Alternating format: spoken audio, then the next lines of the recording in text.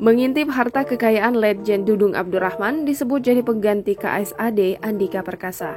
Posisi jabatan penting di TNI tampaknya bakal berubah. Kali ini, posisi yang bakal diganti ialah KSAD. Dan kini, Letnan Jenderal Dudung Abdurrahman disebut-sebut akan menggantikan KSAD Andika Perkasa yang kabarnya menjabat sebagai Panglima TNI selanjutnya. Berikut harta kekayaan Jenderal Dudung Abdurrahman.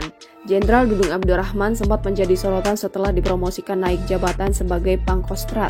Dudung yang sebelumnya menjabat Pangdam Jaya dilantik sebagai Pangkostrat pada Mei 2021. Padahal, ia baru 10 bulan menjadi Pangdam Jaya.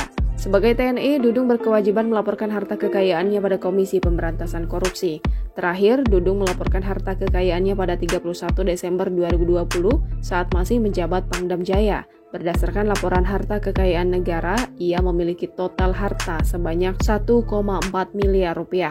Namun ia punya utang senilai 402 juta rupiah, hingga membuat hartanya berkurang menjadi 1,85 miliar rupiah. Di sisi lain, Dudung tercatat memiliki 2 tanah dan bangunan yang berada di Kabupaten Kota Magelang, Jawa Tengah, dan Bandung, Jawa Barat.